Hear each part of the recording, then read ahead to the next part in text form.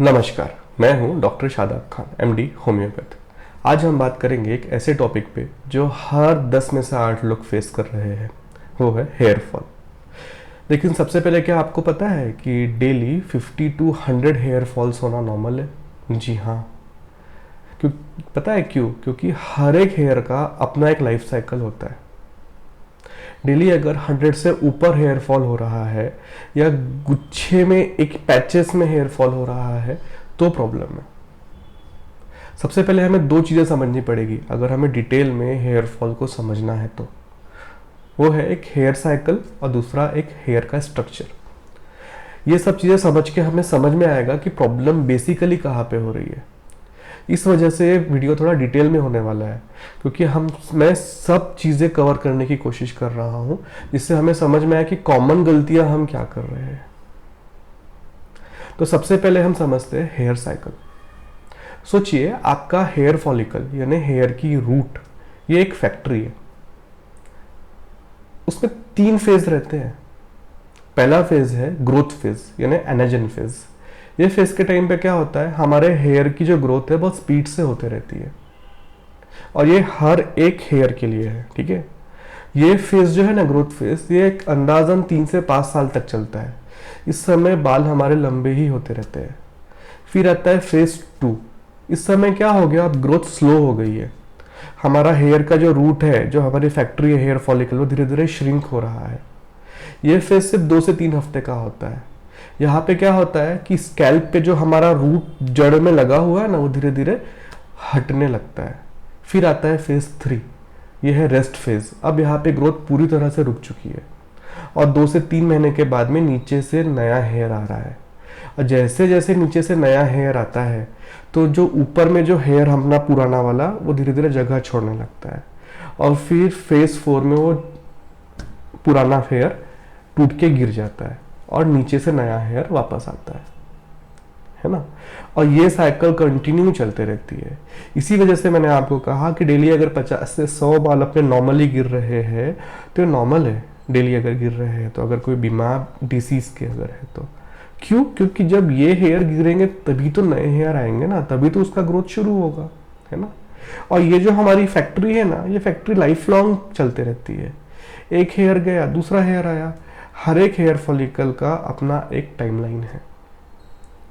अब प्रॉब्लम कब होती है, जब ये साइकिल डिस्टर्ब हो जाए, यानी एनाजन फेज यानी जो ग्रोथ फेज है हमारा वो स्लो हो जाए, या टेलोजन फेज मतलब रेस्ट फेज जो है हेयर ग्रोथ का, वो थोड़ा लंबा हो जाए, है ना, तो प्रॉब्लम आती है।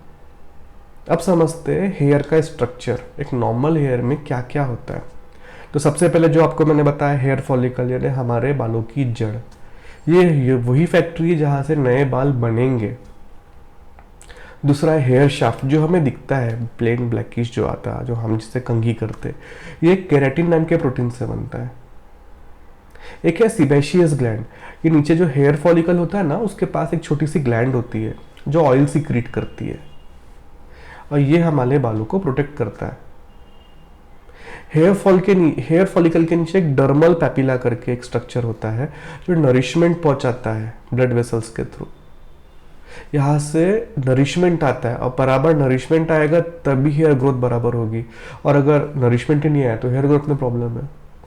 अब इतना सारा समझाना इसलिए ज़रूरी है आपको क्योंकि हर एक लेवल की अपनी एक प्रॉब्लम है ना। अब समझते हैं हेयर फॉल के कॉजेज यानी वजह। सबसे बड़ी वजह हेयर फॉल की है हार्मोनल इम्बैलेंस। एक डीएचटी करके एक हार्मोन है जो इसमें मेन रोल प्ले करता है। ये जो डीएचटी हार्मोन है ना, ये टेस्टोस्टेरोन से बनता है। ये हार्मोन क्या करता है, ये हार्मोन जो है हमारे हेयर फॉलिकल्स के पास में जाता है, उसे जुड़ जाता है और उसको धीरे धीरे श्रिंक करने लगता है। और जैसे जैसे ये हेयर फॉलिकल को श्रिंक करेगा तो हमारे बाल पतले होने लगेंगे और धीरे धीरे हेयर का प्रोडक्शन ही बंद हो जाएगा। करके आपने देखा होगा ना, मेल्स में जो एक मेल पैटर्न बालनेस होता है, यहाँ से बाल चले जाते हैं किसी के ऐसे, वो एंड्रोजेनिक एलोपेशिया बोलते हैं उसे। वो ये डीएचटी हार्मोन की वजह से होता है।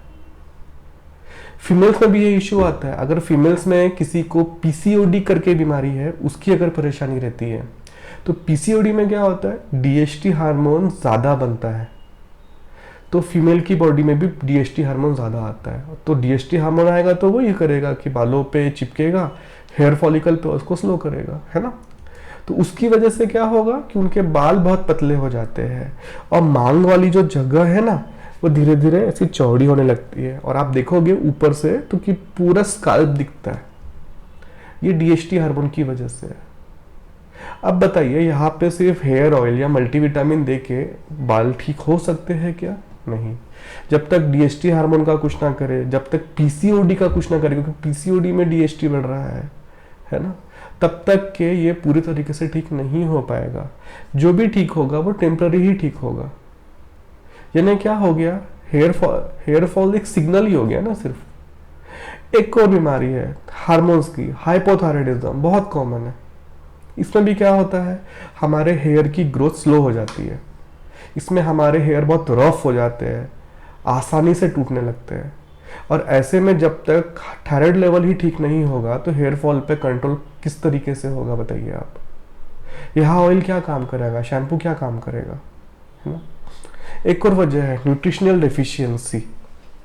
देखिए, हमारे बॉडी में सबसे ज़्यादा काम हमारी बोन मैरो करती है, कंटिन्यूस सेल बनाती है, और बोन मैरो के बाद में सेकंड नंबर पे आता है हमारा हेयर फॉलिकल। अब बोलो, कोई चीज़ जब इतना ज़्यादा काम कर रहा है मतलब उसका एनर्जी का रिक्वायरमेंट भी उतना ज़्यादा है।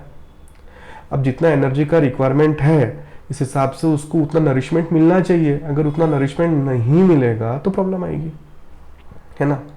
तो देखिए, अगर आपकी बॉडी में आयरन की कमी है, जैसे फीमेल्स को पीरियड के टाइम पे बहुत ब्लड जाता है ना, तो अगर बॉडी में अनीमिया है, खाना सही तरीके से नहीं खा रहे हैं, तो नरिशमेंट नहीं मिलेगा तो हेयर ग्रोथ रुक जाएगी, है ना। प्रोटीन्स की कमी है तो हेयर शाफ्ट जो है, जो केराटिन प्रोटीन से बनता है, वो वीक हो जाएगा। कई लोग डाइटिंग करते हैं, सिर्फ फ्रूट्स पे रहते हैं। अब डाइटिंग करने का नुकसान ऐसा है कि ऐसे में बॉडी में प्रोटीन का इंटेक नहीं हो पाता। इसमें क्या होगा, हेयर की शाफ्ट वीक हो जाएगी, हेयर फॉल। एक और है B12 का डेफिशिएंसी, जो वेजिटेरियंस में मिलती है ज़्यादा। अगर B12 का डेफिशिएंसी रहा तो बाल डल और बेजान हो जाते हैं। अब ये सब देखिए बिना सिर्फ शैम्पू और हेयर ऑयल आप ले लोगे तो कोई बेनिफिट मिलने वाला है क्या, बोलिए। एक और है विटामिन डी की कमी। विटामिन डी की कमी से न्यू हेयर की ग्रोथ ही रुक जाती है। हमें ये सब भी असेस करना पड़ता है। एक और इम्पोर्टेंट कॉज है हेयर फॉल का, वह स्ट्रेस। जब लंबे समय तक स्ट्रेस रहता है, मतलब जब बॉडी में कॉर्टिसोल का लेवल हाई होता है, स्ट्रेस में कॉर्टिसोल का लेवल बॉडी में बढ़ जाता है। इसकी वजह से क्या होता है, हमारे जो हेयर का ग्रोथ फेज है, जो मैंने आपको स्टार्टिंग में बोला था, है ना, वो कम हो जाता है और हेयर रेस्ट फेज में ही रहता है। अब रेस्ट फेज में ही रहेगा तो क्या होगा, है ना, इसमें एक साथ बहुत सारे बाल गिर जाते हैं। इसे हम टेलोजन इफ्लूवियम करके एक डिसीज है वो कहते हैं। स्ट्रेस में एक और चेंजेस आता है। स्ट्रेस में स्कैल्प पे जो ब्लड सप्लाई है जो पहुंचना चाहिए वो बराबर नहीं मिलता, जिसकी वजह से वही न्यूट्रिशंस नहीं मिलेंगे तो बाल फिर से गिरेंगे और नए हेयर बनते भी नहीं ऐसे में। एक और इम्पोर्टेंट वजह है, वो है गलत तरह से बालों की देखभाल। हमें लगता है कि हम सही कर रहे हैं, लेकिन वो चीज़ हमारे बालों के लिए गलत है। उसमें से मेन है, कुछ लोग डेली शैम्पू यूज़ करते हैं। उनको लगता है डेली शैम्पू करेंगे तो अच्छा है, लेकिन डेली शैम्पू लगाने से जो नेचुरल सीबम है ना स्कैल्प का, वो हट जाता है, जिससे हमारा स्कैल्प ड्राई हो जाता है और उससे हेयर फॉल होता है। एक और है केमिकल ट्रीटमेंट। जैसे अब केमिकल ट्रीटमेंट्स अलग अलग कराया, कलरिंग कराया, ये सब चीज़ें क्या करती है, हमारे हेयर के प्रोटीन्स को तोड़ देती है, इससे स्ट्रक्चरल डैमेज हो जाता है। अब आप बोलेंगे ऐसे में कि 15 दिन या 1 महीने में ही हमें रिजल्ट मिल जाए, पॉसिबल है क्या? कई सारे जो कलरिंग में जो केमिकल्स होते हैं हेयर का नेचुरल स्ट्रक्चर चेंज कर देते हैं। जब स्ट्रेटनिंग हम करते हैं तो बालों के जो नेचुरल बॉन्ड है हेयर्स का वो ब्रेक हो जाते हैं। इससे 2-3 सालों के बाद में हेयर की क्वालिटी बहुत गिर जाती है। जब हम हॉट स्टाइलिंग करते हैं तो जब गर्म हॉट टेम्परेचर बालों के प्रोटीन को डैमेज कर देता है, जिससे स्ट्रेटनर हो गया, हेयर ड्रायर हम यूज़ करते हैं, ये क्या करता है, हमारे बालों के नेचुरल मॉइस्चर को ही निकाल देता है और हमारे बाल टूटने लगते हैं। तो हमें ये भी असेस करना पड़ेगा ना कि आपने ये कुछ गलतियाँ किया है। एक है टाइट हेयर स्टाइल। जब हम हमारी पोनीटेल बहुत टाइट बांधते हैं ना तो उससे जो हेयर लाइन के पास के बाल जल्दी टूट जाते हैं। और एक और चीज़ ध्यान में रखिए, जब बाल गीले होते हैं ना तब 3 गुना कमज़ोर होते हैं, और जब ऐसे में हमने गीले बालों में कंघी किया तो ये बाल आसानी से टूट जाएंगे। ये तो हो गई वजह हेयर फॉल्स की। हाँ, अब इतने सारे अलग अलग, एक और इम्पोर्टेंट है, एक और इम्पोर्टेंट कॉज है, लेकिन है तो सही। तो एक और जो ध्यान में आ रहा है वो बता रहा हूं मैं। एक है कि हमने कुछ भी ऑयल लगा लिया, है ना, ऐसा नहीं है। हमें ऑयल सिलेक्ट करने से पहले देखना पड़ता है कि आपका स्कैल्प ऑयली है या ड्राई है, उस हिसाब से ही हमें ऑयल सिलेक्ट करना पड़ता है।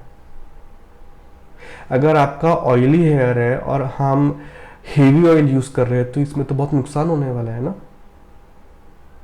सबसे पहले समझते हैं ऑयली हेयर का मैनेजमेंट कैसा होता है। ऑयली हेयर में जो सीबेशियस ग्लैंड है ना हमारी, वो ओवर एक्टिव रहती है। इसका मतलब क्या होता है, सीबम ज़्यादा बन रहा है। इसके साथ साथ जो डेली का पॉल्यूशन है या डेड स्किन सेल्स है, इससे स्कैल्प में कंजेशन हो जाता है, जिससे वहाँ पे इचिंग और डैंड्रफ बहुत बढ़ जाता है। तो ऑयली हेयर वालों को वीकली 2 या 3 बार ही शैम्पू करना चाहिए, डेली नहीं। अगर डेली शैम्पू किया ना तो सीबेशियस ग्लैंड रिएक्टिव हो जाएंगे, इससे ऑयल और ज़्यादा बढ़ेगा। और हेवी ऑयल जैसे कोकोनट ऑयल, सरसों का तेल, कुछ लोग ये भी लगाते हैं, ये ऐसे हेवी ऑयल ऑयली स्कैल्प के लिए बिल्कुल भी नहीं है। ऑयली स्कैल्प के लिए लाइट ऑयल जैसे जोजोबा ऑयल, यह ऑयली हेयर के लिए बेस्ट है, ऑयली स्कैल्प के लिए बेस्ट है। कंडीशनर अगर आप यूज़ करते हैं तो ऐसे कंडीशन में रूट्स पे कंडीशनर का यूज़ ना करें, इससे पोर्स ब्लॉक हो जाएंगे, उससे और परेशानी बढ़ेगी, है ना। अब है ड्राई हेयर का मैनेजमेंट। अब देखिए, ड्राई हेयर का मैनेजमेंट ऑयली हेयर से एकदम डिफरेंट है। क्यों? क्योंकि यहाँ पे ऑयल का प्रोडक्शन ही कम हो रहा है। अब ऑयल का प्रोडक्शन कम होने की वजह कई सारी हो सकती है, एक तो जेनेटिक भी हो सकती है, एज रिलेटेड भी हो सकती है। यहाँ पे हेयर शाफ्ट से प्रोटीन भी लॉस हो चुका होता है, कई बार जो हम केमिकल्स या हीट ट्रीटमेंट्स करवाते हैं उसकी वजह से। और क्या होता है, हमारे हेयर की वाटर रिटेंशन कैपेसिटी भी कम हो जाती है। तो अब ड्राई हेयर के लिए क्या किया जाए? डीप कंडीशनिंग वीकली करना है। ये प्रोटीन और मॉइस्चर का बैलेंस रिस्टोर करेगा, लेकिन देखो टेम्पररी ही करेगा, परमानेंट नहीं करेगा ना। कंडीशनर्स हेयर को प्रोटेक्टिव कोटिंग देता है, लेकिन जब छोड़ दोगे तो वैसा ही हो जाएगा। ड्राई हेयर में हमें हेवी ऑयल जैसे कोकोनट ऑयल, एर्गन ऑयल, सरसों ऑयल ये यूज कर सकते हो तब। अब क्या नहीं करना है ड्राई हेयर वालों को? तो सबसे पहले तो गर्म पानी से बाल नहीं धोने हैं, इससे जो हेयर शाफ्ट का प्रोटीन है वो, और जो पहले से ही खराब है वो और खराब हो जाएगा, है ना। कोई केमिकल ट्रीटमेंट नहीं कराने हैं, सल्फेट्स के शैम्पू अवॉइड करने हैं। देखिए, ये जो हेयर ऑयल है, शैम्पू है, कंडीशनर है, ये हम जब तक यूज़ करेंगे ये तब तक काम करेगा, या फिर कई सारे केसेस में काम भी नहीं करेगा, क्योंकि हम सिर्फ ट्रीटमेंट ही ऊपर से कर रहे हैं। इसका में सही ट्रीटमेंट कब हो पाएगा? जब हमें सही तरह से इसके कॉज समझ में आए। जब तक कॉज समझ में नहीं आएगा, जब तक हम सही रूट पे ट्रीटमेंट नहीं करेंगे, तब तक के पूरी तरह से काम नहीं होगा, और अब वही लूप चलते रहेगा। जब तक यूज़ करोगे तब तक ठीक, छोड़ दिया फिर से वापस। और यही डिफरेंस है। होम्योपैथी पे हम रूट कॉज पे काम करते हैं, हर पेशेंट की हिस्ट्री लेके, उनका stress level, digestion, hormones, lifestyle, ये सब समझ के सिर्फ जो आपको प्रॉपर सूट करे उस हिसाब से मेडिसिन सिलेक्ट की जाती है। इसीलिए होम्योपैथी से परमानेंट रिजल्ट्स पॉसिबल होते हैं, ना कि सिर्फ सुपरफिशियल केयर। इतना सारा बताने का एक ही वजह है कि हेयर फॉल सिर्फ एक सिग्नल है कि बॉडी के अंदर में कुछ तो गड़बड़ है। वो सिग्नल समझ के हमें सही तरीके से काम करना पड़ेगा, है ना। कंसल्टेशन के लिए नीचे नंबर पे कॉल करें या व्हाट्सअप करें। जब अपॉइंटमेंट बुक हो जाएगा, आपकी प्रॉपर हिस्ट्री ली जाएगी, अगर कुछ टेस्ट लगे तो कुछ टेस्ट करवाए जाएंगे। ये सब चीज़ें विजुअल कंसल्टेशन पे होगा। उसके बाद में जो आप एड्रेस प्रोवाइड करेंगे उसमें all over India medicine speed post करवा दी जाएगी। ठीक है, थैंक यू।